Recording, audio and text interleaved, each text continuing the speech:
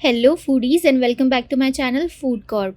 आज मैं फाइनली आप लोगों के लिए वो रेसिपी ले ही आई जो सर्दियों में हर घर में बनती है डेफिनेटली। तो आज हम बनाएंगे गाजर का हलवा, जिसको बनाना ना बहुत बहुत बहुत ज़्यादा सिंपल है और इसमें बहुत ज़्यादा कम इंग्रेडिएंट लगते हैं। तो शुरू करते हैं आज की यम्मी सी रेसिपी गाजर का हलवा, जिसे आपको डेफिनेटली सर्दियों में बना के खाना ही है। लेकिन उससे पहले चैनल को सब्सक्राइब करना ना भूलें और बेल आइकन भी प्रेस करें।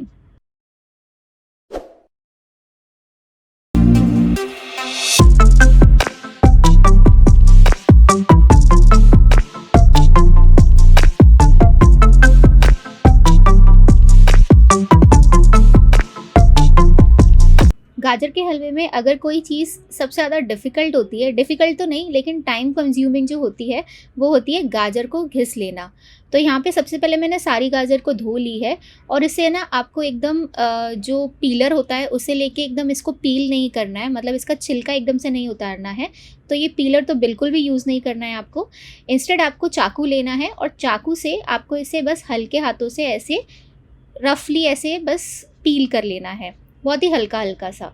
तो ऊपर की जो थोड़ी बहुत इसकी गंदगी होगी वो निकल जाएगी और वैसे भी आप इसे धोएंगे भी तो वो ऐसे भी साफ़ हो जाता है। तो आज हम यूज़ करेंगे फूड प्रोसेसर गाजर को ग्रेट करने के लिए। यहाँ पे मैं मॉर्फी रिचर्ड्स का यूज़ कर रही हूँ। इसमें दो पार्ट होते हैं, एक तो जहाँ पे ये नॉर्मल मिक्सर लगता है और एक जहाँ पे ये फूड प्रोसेसर वाला कंटेनर लगता है। तो सबसे पहले हम उसे लगा देंगे और नीचे उसका एक फ़िट करने का पार्ट होता है, इसे ऐसे घुमाकर इसे फ़िट कर लेंगे।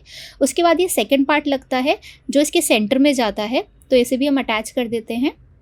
हर फूड प्रोसेसर के अलग पार्ट्स होते हैं, तो मेरे पास जो पार्ट्स है मैं वो आपको शो कर रही हूँ।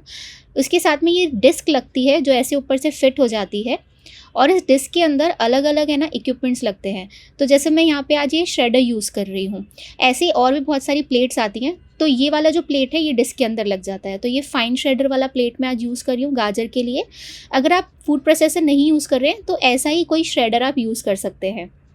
तो इसे हम अच्छी तरह से फिट कर लेते हैं इस डिस्क के अंदर और फिर इस डिस्क को वो जो हमने अंदर रॉड लगाई थी उसके ऊपर फिट कर लेते हैं।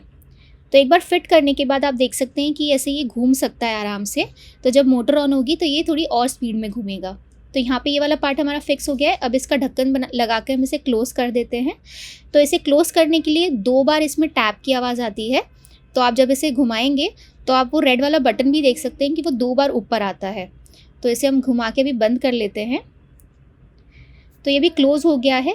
इसके अलावा अगर आपको खोलना हो तो अगेन ये रेड वाला बटन दबा के आप इसे घुमाकर खोल सकते हैं।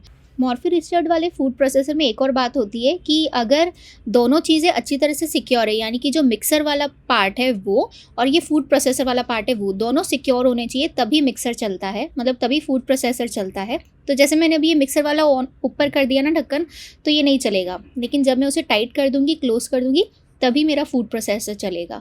तो ये कुछ चीज़ें आपको ध्यान रखनी है। उसके बाद बस सिंपली इसके अंदर अपनी गाजर को डालते जाना है और नीचे आराम से ये घिस के तैयार हो जाएगी। तो बहुत ही जल्दी, मतलब विदिन 10 मिनट में आप ये पूरी गाजर घस कर रेडी कर सकते हैं। तो ये बहुत ही सिंपल तरीका है, बहुत ही फास्ट तरीका है। अगर आपके पास फूड प्रोसेसर है तो इसे ज़रूर ट्राई करिएगा।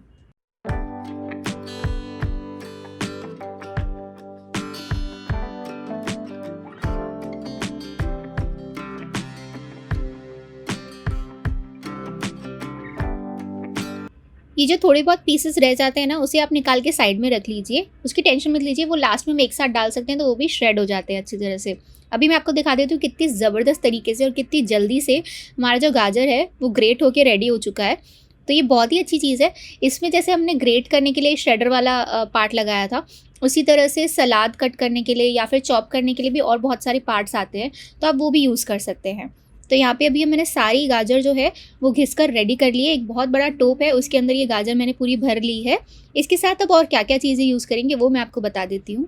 तो आपके पास यहाँ पे 2 ऑप्शन है। मैं यहाँ पे यूज़ कर रही हूँ मावा, आप यहाँ पे दूध भी यूज़ कर सकते हैं। तो दोनों में से कोई भी चीज़ आप यूज़ कर सकते हैं। उसके अलावा मैंने मावा के साथ ज़्यादा पहले काम किया नहीं है, तो मैंने जब अभी इसको यूज़ किया और इसका टेक्सचर वगैरह देखा, इसकी स्मेल देखी, तो ये बहुत ज़्यादा सिमिलर है अमूल का जो मिल्क पाउडर आता है उससे बहुत सिमिलर है ये।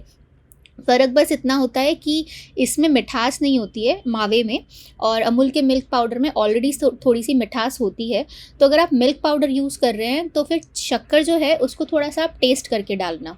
ओके, यहाँ पे मैंने 300 ग्राम मावा लिया है, 1 कप शक्कर और 1 कप घी लिया है। तो अब इन सब चीज़ों को मिक्स करने का टाइम आ गया है, तो गैस पे एक बड़ी सी कढ़ाई चढ़ा देंगे। मेरे घर में हमेशा जो गाजर का हलवा है वो एकदम भर के बनता है, मतलब, और क्योंकि इस चीज़ को आप आराम से फ्रिज में स्टोर करके रख सकते हैं, तो आप एक साथ बहुत सारा बना सकते हैं। अभी के लिए मैंने कढ़ाई के अंदर 1 कप घी डाल दिया है। इसे थोड़ा सा मेल्ट होने देंगे।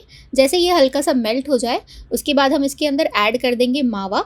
तो मावा को मैंने हाथ से ही थोड़ा सा क्रम्बल कर लिया था। वैसे तो वो घी के अंदर मिक्स हो जाता है, बहुत अच्छी तरह से घुल जाता है, लेकिन फिर भी अगर ज़्यादा मोटे पीसेस हैं तो आप उसे थोड़ा सा क्रम्बल करके डाल सकते हैं। तो गाजर के हलवे को बनाने में जो सबसे ज़्यादा मेहनत लगती है ना, वो 2 जगह पे लगती है। एक तो जब हम गाजर को ग्रेट करते हैं तो उसके लिए आप फूड प्रोसेसर यूज़ कर सकते हैं, और दूसरा जब हम मावा डाल देते हैं ना घी में, तब उसे आपको थोड़ा कंटिन्यूसली चलाना होता है ताकि वो चिपके नहीं और वो जले नहीं। तो हाई या फिर हाई टू मीडियम पे आप गैस को रख कर मावा को अच्छी तरह से भून लें। इसमें ऑलमोस्ट 10 मिनट का टाइम लगता है, तो आपको इसे कंटिन्यूस चलाना है ताकि मावा जो है वो अच्छी तरह से इवनली कुक हो। उसका एक ब्राउनिश सा कलर आ जाता है पकाते पकाते, तो उसमें हल्का सा टाइम लग सकता है और उसमें आपको कंटिन्यूसली इसे चलाना पड़ेगा। लेकिन वो इम्पॉर्टेंट स्टेप है, और जितना अच्छा आप मावा को पकाएंगे उतनी लंबे टाइम तक आपका जो हलवा है वो सही रहता है। तो 10 मिनट बाद आपका मावा कुछ इस तरह से दिखेगा। लाइट थोड़ी सही नहीं थी, इसकी वजह से ये थोड़ा येलो दिख रहा है, पर ये हल्का हल्का ब्राउनिश हो गया था।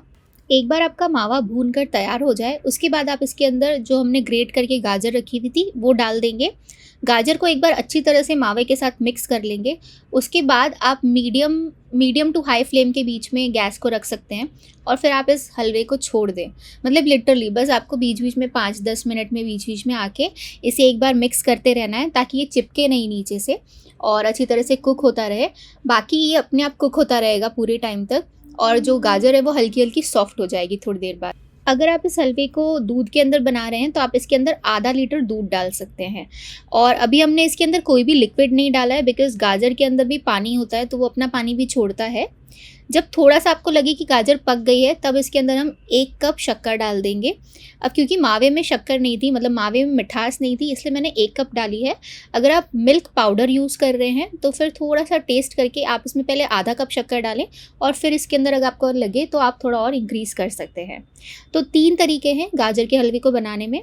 एक है आप इसके अंदर आधा लीटर दूध डाल सकते हो, दूसरा है आप इसके अंदर 300 ग्राम मावा डाल सकते हो जिसमें आपको 1 कप शक्कर डालनी होगी, दूध में भी आपको 1 कप शक्कर डालनी होगी। और थर्ड मेथड है जिसमें आप यहाँ पे 300 ग्राम मिल्क पाउडर यूज़ कर सकते हो। उसके अंदर आप पहले आधा कप शक्कर डालें और फिर टेस्ट करके और शक्कर डाल दें। अब इसमें जब आपको लगे कि अच्छा खासा रिड्यूस हो गया है पानी, तब आप इसके अंदर ड्राई फ्रूट्स डाल सकते हैं। तो यहाँ पे मैंने अभी बादाम डाला है।